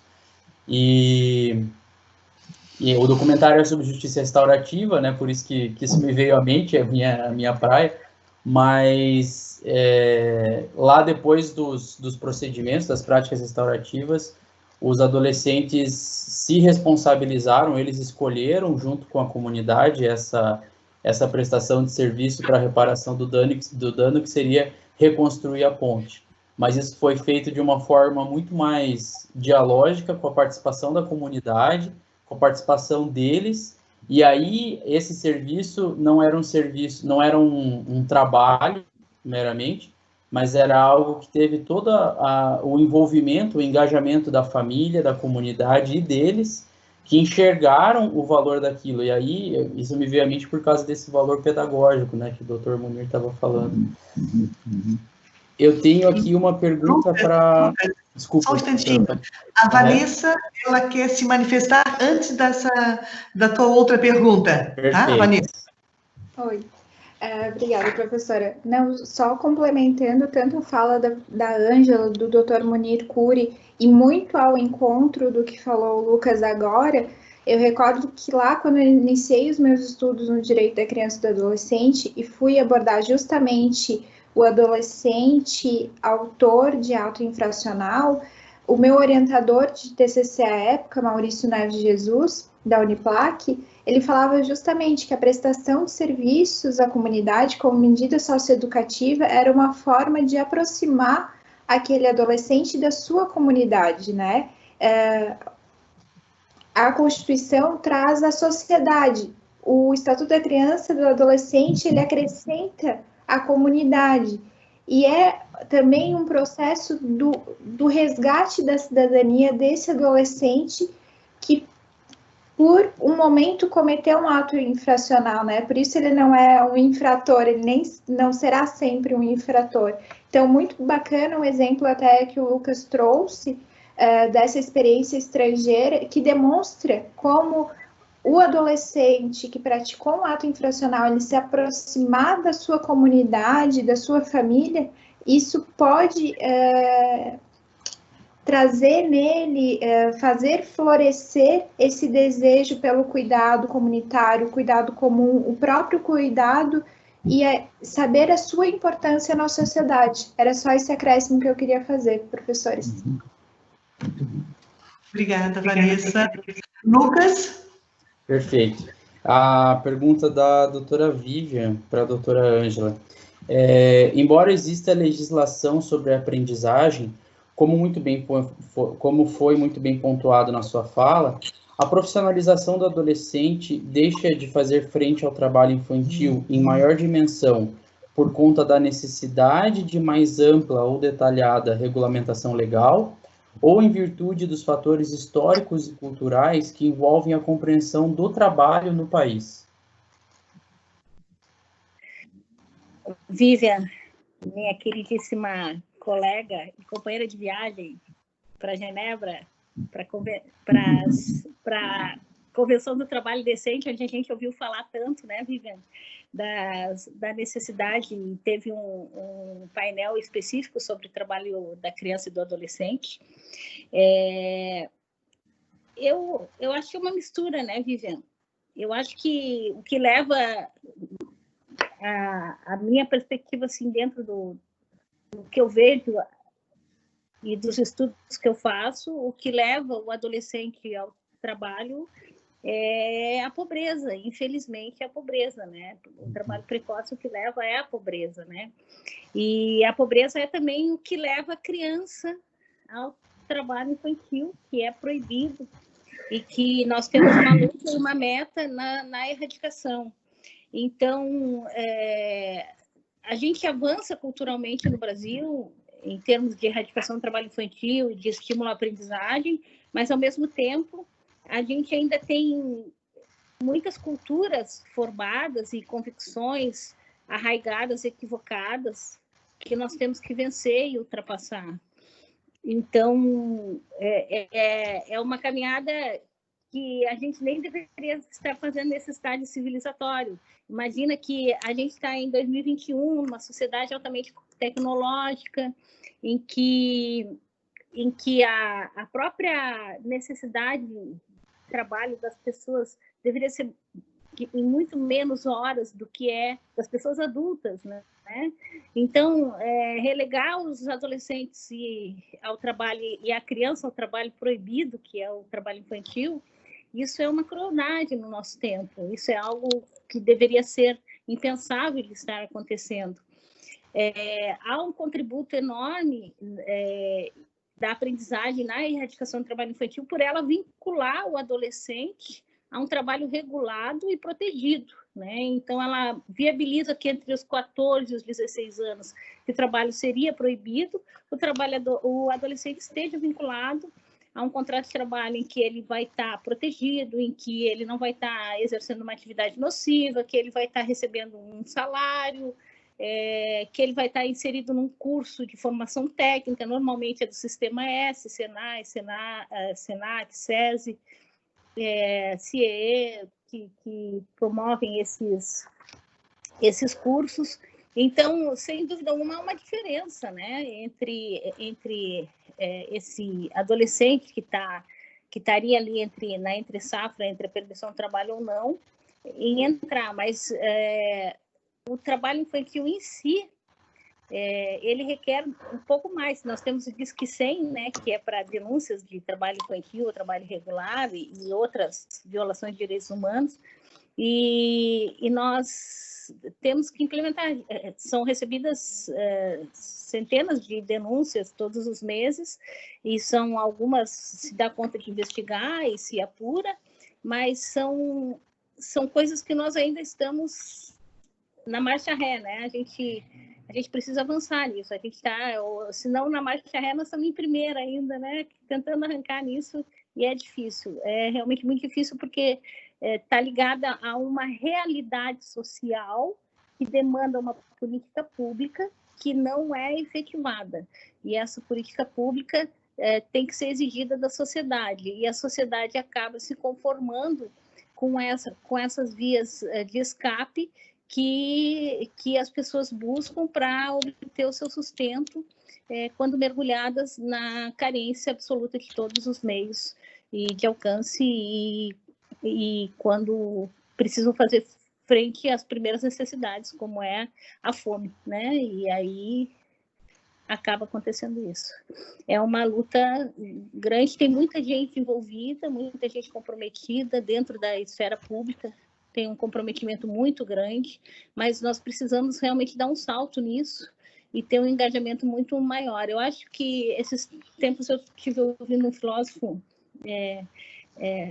falando, e ele dizia que daqui a 500 anos nós não vamos mais imaginar que uma pessoa tem que trabalhar para suprir a necessidade de fome dela, que isso será impensável daqui a 500 anos, quando a humanidade olhar e dizer que as pessoas tinham que trabalhar para comer, que isso, né?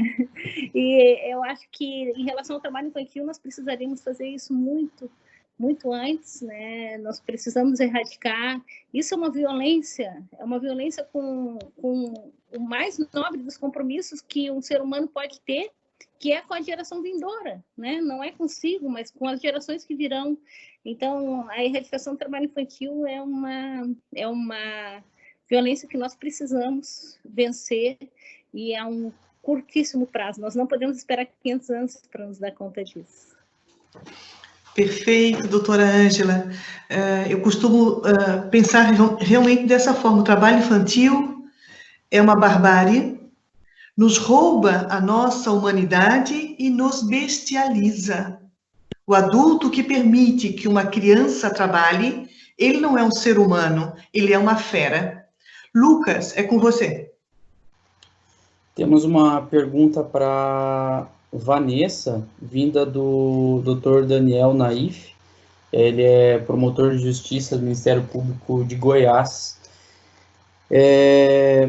Na pesquisa que está sendo realizada, qual critério objetivo ou subjetivo seria o mais adequado para delimitar a competência da justiça da criança e do adolescente, sem promover o esvaziamento da competência das varas de família?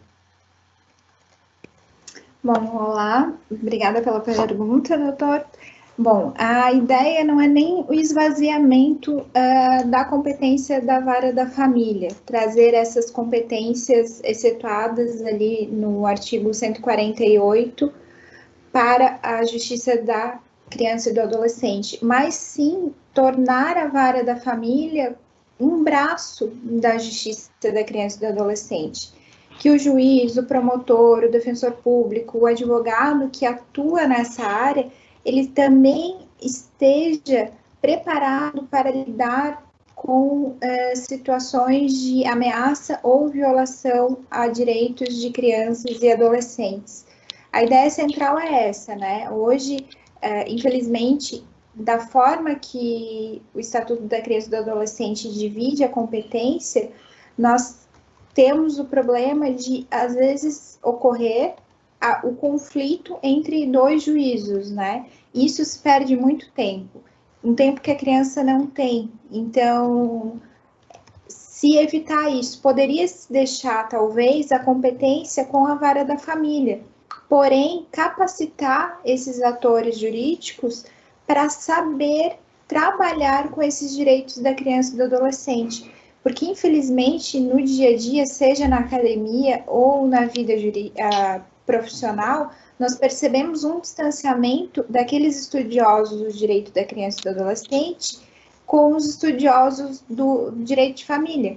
Não que seja que esses estudiosos não se gostem, mas falta essa aproximação que cada vez mais devemos buscar. Espero ter satisfeito a sua indagação.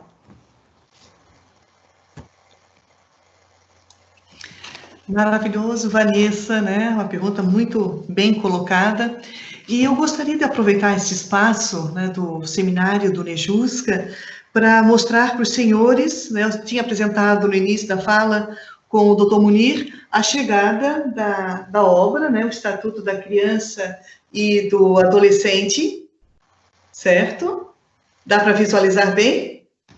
Dá sim, professora, tá bom. Essa obra, então, estamos fazendo esse lançamento virtual, ele foi publicado pela editora Numen Juris, inclusive no site está em promoção para os que desejarem, com os temas todos atuais do direito da criança e com o conjunto dos pesquisadores do Nejusca. E temos a alegria de ter nesta obra, são 766 páginas, então uma obra volumosa, o prefácio do Dr. Munir, que nos agraciou com uma escrita belíssima nesta obra, que eu tenho muito orgulho, assim, é o filhinho mais novo, né, do Nejusca. Findo isso, eu gostaria de passar a palavra para cada um dos palestrantes. O Lucas também vai ter um avisozinho depois, né? Mas antes, vamos passar para cada um dos palestrantes para as suas considerações finais em até 5 minutos. Doutor Munir, é com o senhor.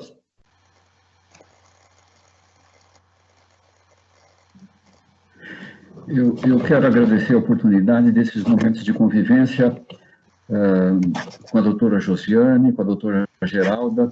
Espero que a doutora Ellen esteja ouvindo também a nós, e manifestar a minha alegria de ter conhecido cada um de vocês, ainda que virtualmente, e verificar que o vigor que eu ainda tenho é o vigor que eu tive na ocasião em que eu era como vocês. Os meus ideais, as minhas aspirações, os meus desejos de mudança foram semeados. E, ao semeá-los, eu verifico que nós estamos juntos nesse mesmo terreno, Eu estou muito feliz nesse momento de convivência que me foi propiciado pela doutora Dani, pelos conhecimentos que me foram transmitidos, pela autoridade de cada uma das expositoras dessa noite e por ter conhecido também, por ter sido agraciado, eu diria melhor, pelo conhecimento um pouco mais próximo do NEJUSC, trabalho importante que faz. Eu sempre tive muita admiração e respeito pelo trabalho do NEJUSC.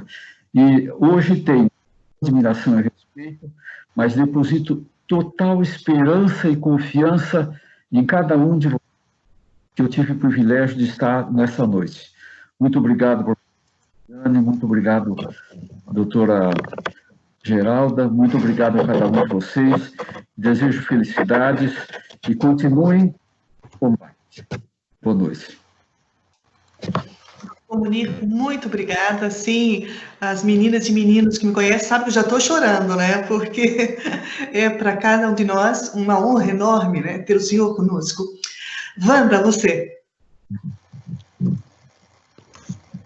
Obrigada, né, pela oportunidade, professora, de divulgação das dimensões de NEJUSC, né, que abarca vários pontos delicados do direito da criança e adolescente, que é uma disciplina que se fortalece ao longo desses 30 anos, né, tem como grande certidão de nascimento mesmo a promulgação do Estatuto, e que, por isso, a gente precisa cada vez mais de compreensão e de localização da importância dessa disciplina para a área do direito e do diálogo necessário com todas as áreas de formação.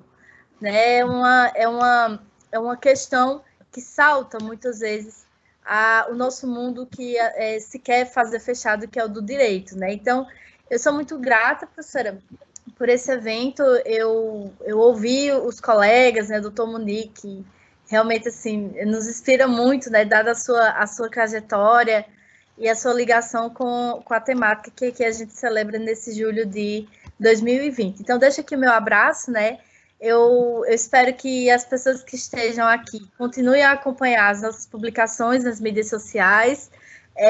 Sou eu que fico por trás do Facebook, e a Mariana e o Lucas também na parte de organização instrumental desse evento, e que amanhã vai ter mais, né, professora? Tem uma agenda muito boa de temas e de pessoas fantásticas que se dedicam, que estudam o direito da criança e adolescente. Boa noite para todo mundo. Obrigada, Wanda. Ângela, é você, para as tuas palavras? Quero agradecer a todas e a todos. Professor Munir, muito obrigada pela sua presença. Foi uma honra muito grande para mim estar com o professor. Professora Josiane, muito obrigada, principalmente pela chamada da linguagem. E isso eu sempre digo para os meus alunos, que a nossa ferramenta no direito é a palavra, é a linguagem, e a gente, às vezes, quando eu dou essas resbaladas, assim, eu digo, ó, viu, tem que ter muita atenção mesmo, porque a gente, por mais que a gente lê, esteja introjetado, de vez em quando a gente volta na mente para ideias já superadas, né? Então, muito obrigada pela chamada. E lembrando para todo mundo que esse seminário continua amanhã e que teremos novas abordagens e outros temas. Muito obrigada. Obrigada, Ângela. E essa chamada é muito mais carinhosa, tu bem sabes, né? E passe, então, para a Vanessa, para tuas considerações, Vanessa. Bom, agradeço principalmente a professora Josiane pelo convite e por todo o amor que ela dedica a cada um de nós, participantes do NEJUSC, seus orientandos atuais ou ex-orientandos, e um abraço muito especial ao Dr. Munir Kuri, porque é extremamente honroso participar de um web seminário com a sua presença. Fico até nervosa de falar com o senhor ouvindo, porque é tanta responsabilidade. E também quero agradecer a todos os colegas, a Wanda, a Ângela, que hoje falaram tão lindamente aqui, e já agradecer de antemão os colegas que falarão amanhã com temas maravilhosos, e também a nossa equipe técnica, né, o Lucas, a Mariana e a Wanda, que sem o esforço e carinho deles não seria possível realizar esse web seminário.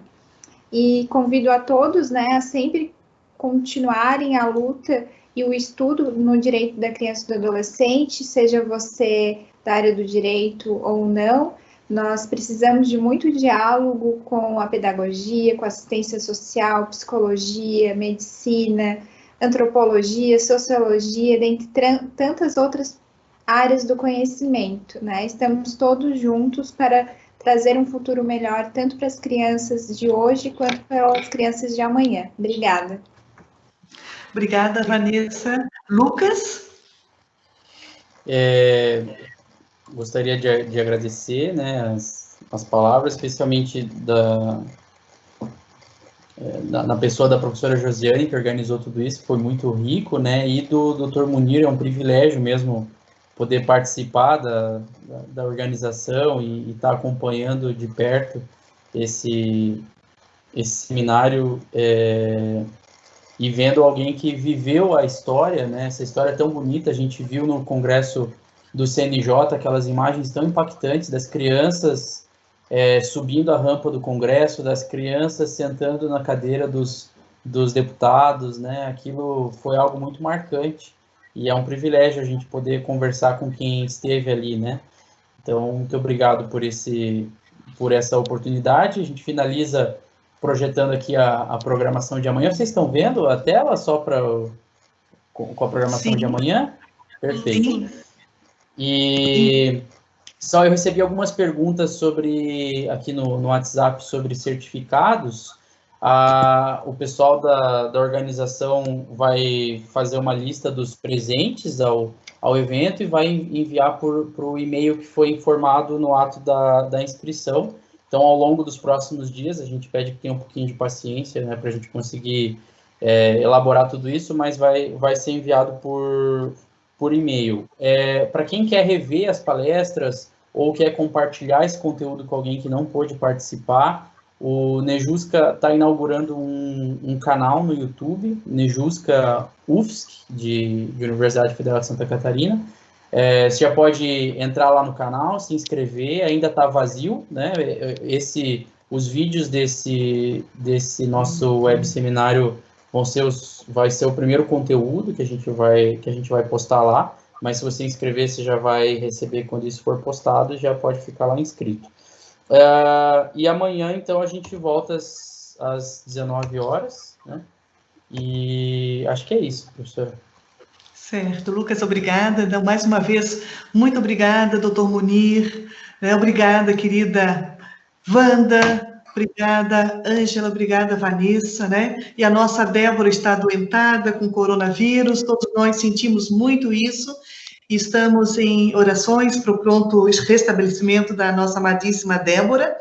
E, doutor Munir, as pessoas estão perguntando aqui se o senhor nos dará a honra da sua presença amanhã também no seminário, né? E eu pediria para as pessoas... Sim? Sem dúvida nenhuma. Olha, gente, que maravilha, Sandra, aí, ó, o doutor Munir estará conosco. Então, amanhã eu peço para que todos cheguem um pouquinho mais cedo, né, para entrar na sala, e vai dar tudo certo. Então, de coração, muito obrigada, todo esse apoio técnico da Mariana, Wanda, Lucas, né, que foram, assim, incansáveis para a realização desse seminário. Deixo o meu muito obrigado, uma boa noite e até amanhã, então, às 19 horas. Obrigada. Só uma coisa, pessoal. Quem tiver dificuldade de acesso ao link de amanhã, que talvez não sei se é o mesmo que hoje, envie e-mail para o Nejusca ou fale conosco pelo Facebook, tá? Algumas pessoas tiveram dificuldades, eu prontamente respondi por e-mail, por inbox, e a Mariana por e-mail, tá? Mas a gente pede isso para que vocês não tenham problema de acesso e amanhã continuem compartilhando boas conversas conosco, tá? Boa noite para todos. E só para atualizar, a Mariana mandou durante o evento os links de hoje e de amanhã, então estão lá para estar nos e-mails os links de amanhã já também, não é o mesmo link, é outro link. Obrigado. É o link, tá? Tá certo. Obrigada. Mariana, alguma coisa queres dizer? Oi, pessoal. Só escutam o meu nome, né? Eu tô aqui nos bastidores, cuidando das coisas. Algumas pessoas que estão ouvindo a gente tiveram dificuldade, nós tratamos no curso do nosso evento sobre isso. Felizmente, a grande maioria conseguiu entrar. Então, só reiterando o que a Wanda falou, em caso de qualquer dificuldade, procure a gente através do e-mail, que eu enviei os links, ou através do Facebook, que a gente está aqui de prontidão para auxiliar vocês ingressarem em nosso evento e compartilhar desse momento conosco. No mais, muito obrigada, professora Josiane, ao doutor Munir e aos demais expositores. É uma grande honra e um prazer enorme ser parte do Nejusca. É, de fato, um sonho. Eu me senti muito acolhida nesse núcleo desde o primeiro contato que eu tive, né? Primeiro contato presencial, que foi em dezembro de 2019, então faz pouco tempo, mas já me sinto parte de uma verdadeira família, enfim, é um enorme privilégio. Muito obrigada, o evento foi muito bonito. Estão todos de parabéns. Obrigada, boa noite. Tchau, tchau.